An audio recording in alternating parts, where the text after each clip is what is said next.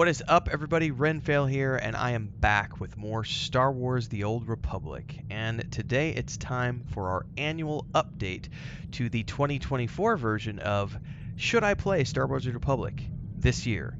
And the short answer to that question is yes. If you love Star Wars and you like fun storytelling, action-packed gameplay, fully voiced, immersive role-playing games with lots of cutscenes and cinematic experiences, with the classic Star Wars music and the Old Republic theme, then yes, you're going to love Star Wars: The Republic if you haven't played this game before, or even if you're a veteran who used to play the game and you haven't played it in a long time. I know some people have made the assumption incorrectly so that the game is somehow no longer being worked on because it transferred to Broadsword away from Bioware in 2023. And while it's certainly not receiving the amount of updates that it used to get 10 years ago when it was the peak of its heyday, Broadsword has been doing a very good job of bringing new and fresh storylines to the table, and they have a pretty aggressive release schedule throughout 2024 into 2025, and they still maintain around 50 people working on the game, so it's still a pretty fair, sized team that's continually pushing out updates.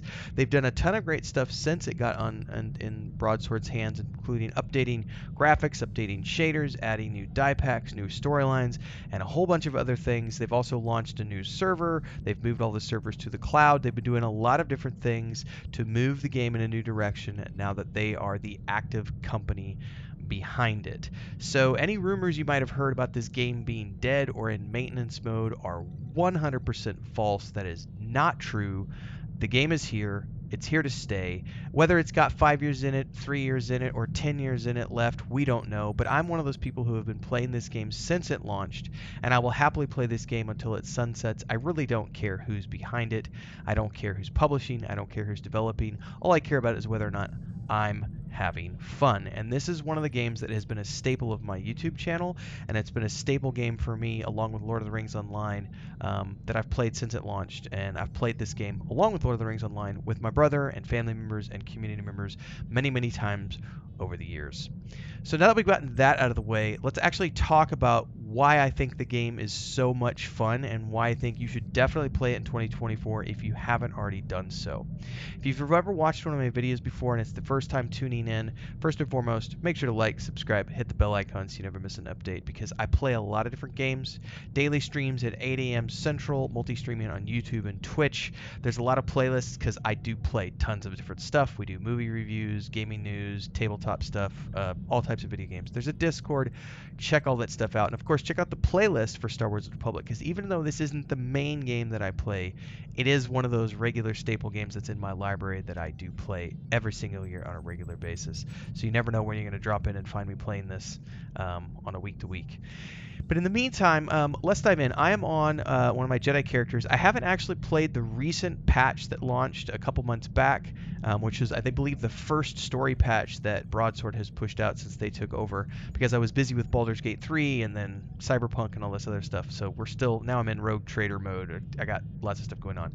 But I just want to walk you through the things that I think make this game really fun to play. I'm going to move my Streamlabs over here so that it's out of the way, and let me just focus on this. So first and foremost, I love my Jedi character. Now I have lots of different characters, but this is my Jedi Knight, who I have a lot of fun with. But why do I think this game is worth playing in 2024? So first and foremost, ignore the fact that this game was launched as an MMORPG. Technically, it could still be classified as an MMO, but it's not really an MMO anymore. What it is a single-player RPG that has online components that you can choose to participate in if you want to, but you also don't have to. It is by no means mandatory for you to participate in the MMO side of the game. It is very much designed these days to be a single-player RPG that you can jump in and out of at will. It's free to play. You can play on the free-to-play version all the way up to the most current expansion or the most current content. which means you've got, what, 12, 13 years of content that you can play through as a free-to-play player without ever needing to spend a dime on this game if you don't want to. Now, I am one of those people who always tells everyone, every year when I do the whole, VIP versus free-to-play, which should I do? I always urge people that if you're having fun and you want to support the developers, please consider paying. You should absolutely be paying to play this game if you're having fun playing it. But some of that depends on how often you're playing it. If you're only going to be playing like once a week, just stay free to play, buy occasional things off the cartel market, some cosmetic gear and everything else, and you'll be fine. But if you are getting a lot of enjoyment out of it and you want perks like the monthly coins that you can spend in the store, or Rex XP, or access to, all the different quality of life features that come with having a VIP subscription, go for it. It's like $15 a month, or a discounted rate if you want to go bulk. I usually do like 3-month blocks, which drops it down a little bit. There's no reason not to pay to play this game, even though there is a free-to-play option, because you get so many perks. And if you're playing a lot and you get a lot of enjoyment out of it, why not? So first and foremost, there's like 12, 13 years of content that you can play, free or VIP, without ever getting to the current content. There are so many. You have the base game, which is level 1 to 50 across all the origin characters, and there's 8 different origin storylines. So each one of those origin storylines represents about 25 to 30 hours of content. Back in the day, those are things like the Smuggler storyline, the Jedi Knight storyline, the Bounty Hunter storyline. Those things are still there, and there's 8 of them. There's 4 on the Republic side and 4 on the Sith side.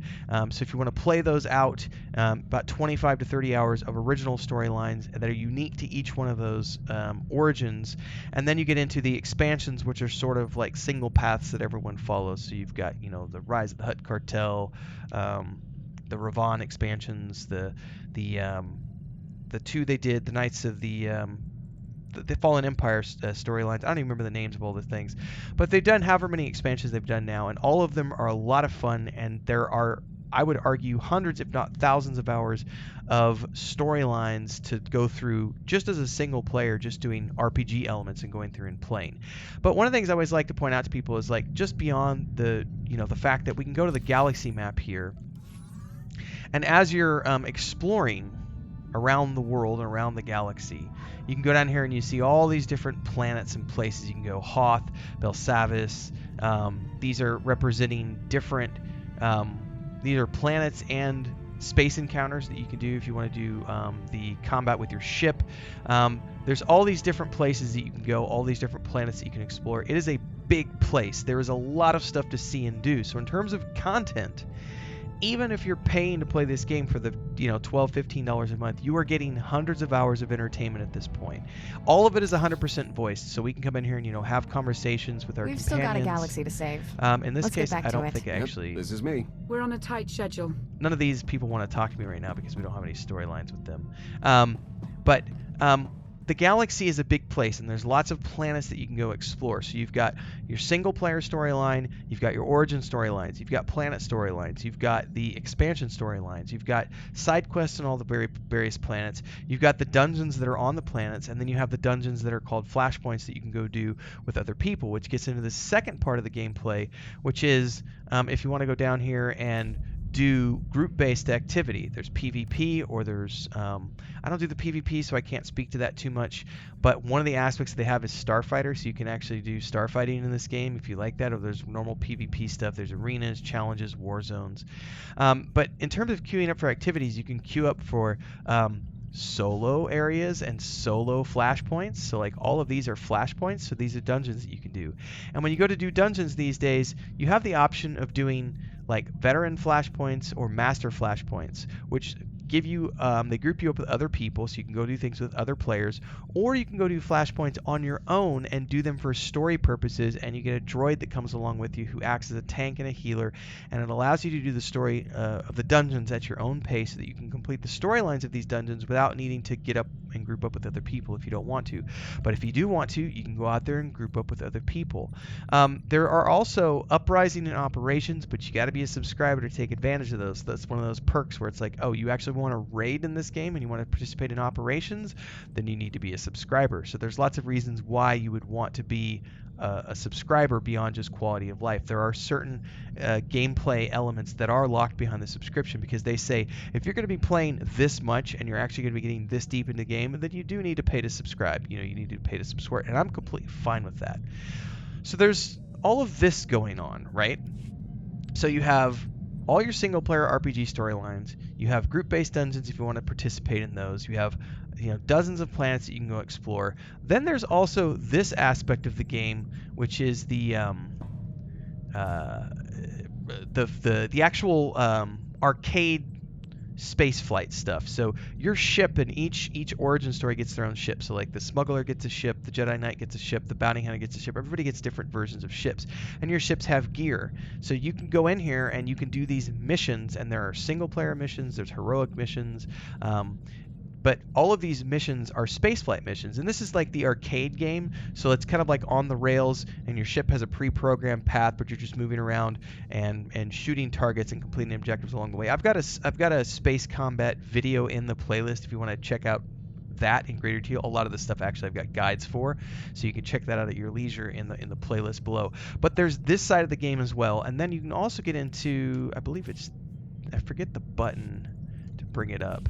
It's H. So this is the Galactic Starfighter. If you want to get into the PvP version of the game, there's all these different ships that you can get that you can fly around if you want to participate in the PvP side of the game. So there's strike fighters, there's scout ships like these, there's bombers. So this is a whole other side of the game that you can get into if you want to. So there's that aspect of it as well. There's crafting, which is really in-depth, as it's another part of the game that you can get into.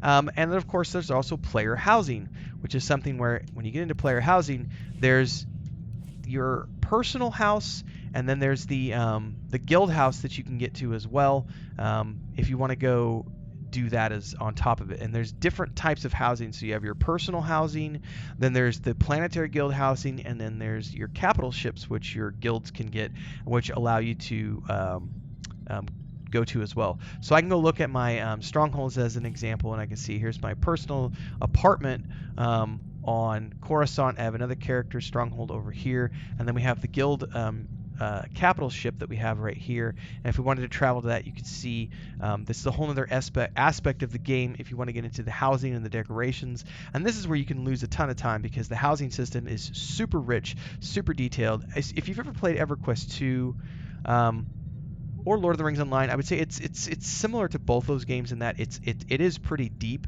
and if you really want to get into it, you can do a lot of fun stuff with the housing, and it's a aspect of the game that I got into late with Star Wars The Old Republic. I've enjoyed it a lot in Lord of the Rings Online and EverQuest 2, but despite the fact that I've played this game since it launched, I never actually got into the housing until like late 2022, early 2023 with Star Wars The Old Republic. And it's super cool because there's so many different levels and tiers to it, because there's like the apartments, then there's the houses, then there's the premium houses, then there's the strongholds that you can have for your ship on planets, and then there's the capital ship as well. So there's all these tiers, how deep you want to go, and that gets you into, once you have a guild ship, you can do guild activities, and you can do the invasions, and then there's the weeklies, and then there's the seasonal content, and all of this other stuff. Speaking of seasonal content, like I believe I forget how to open up the window. It's this window right here.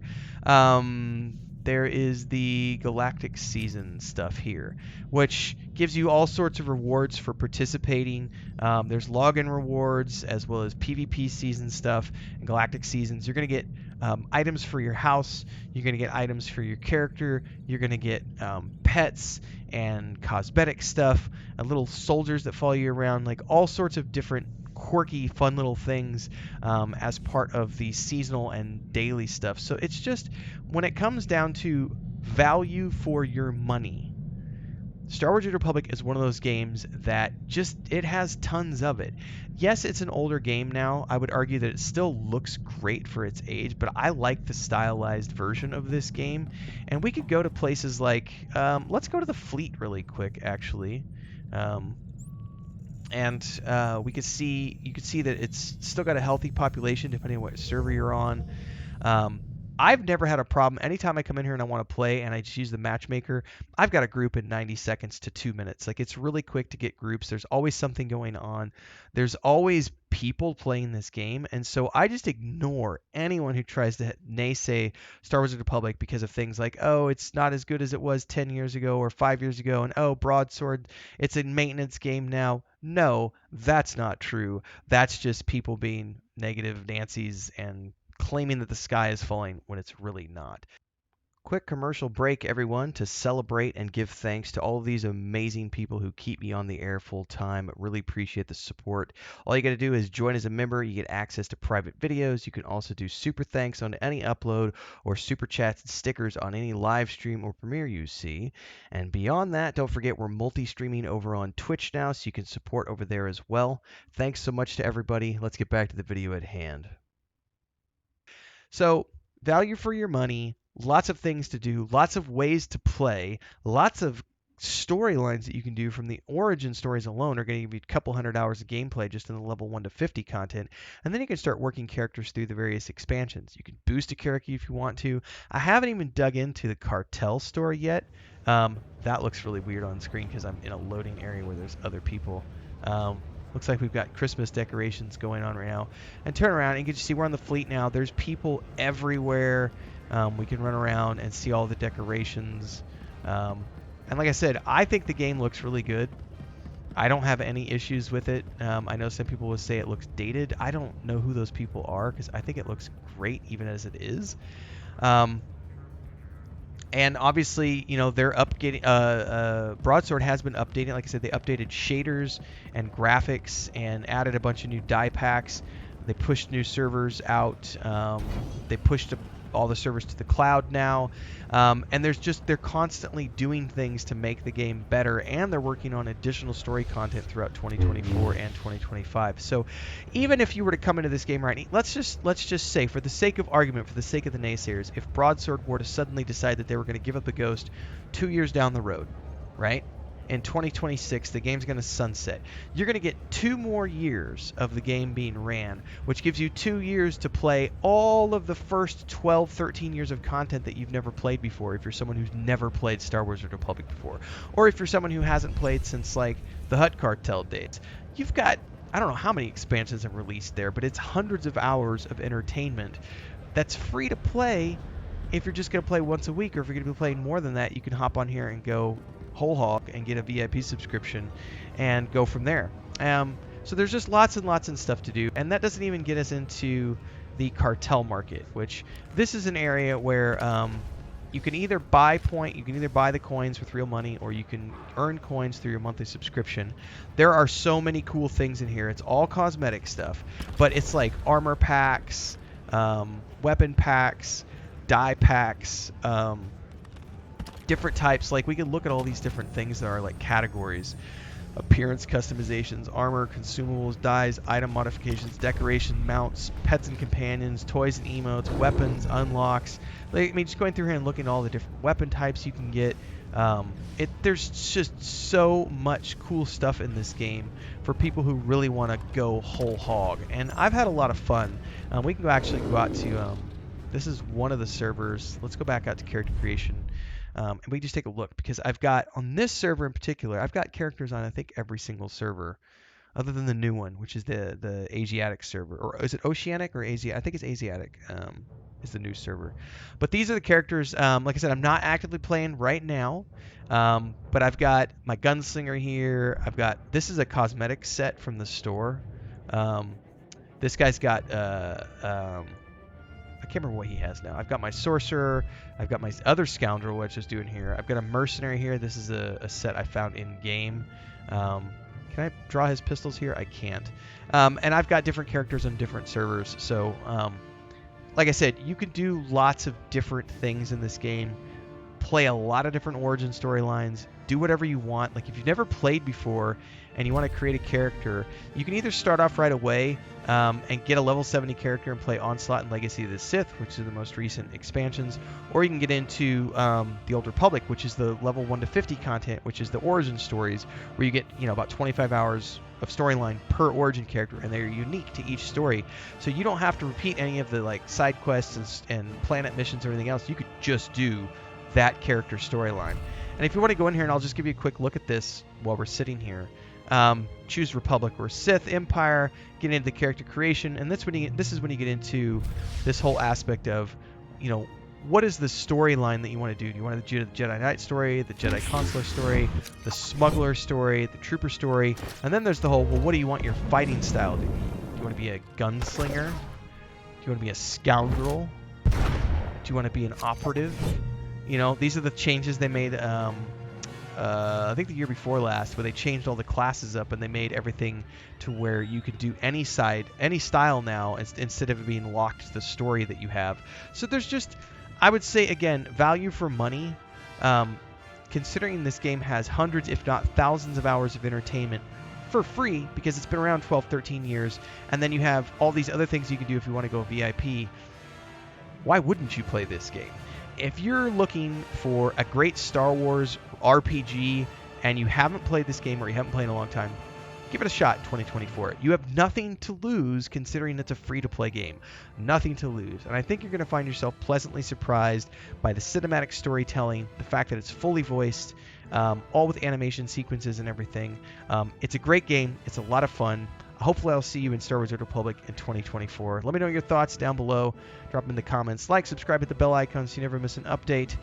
Don't forget daily streams, 8 a.m., multi-streaming on YouTube and Twitch. We'll see you in the next one, everybody. Stay safe. May the Force be with you.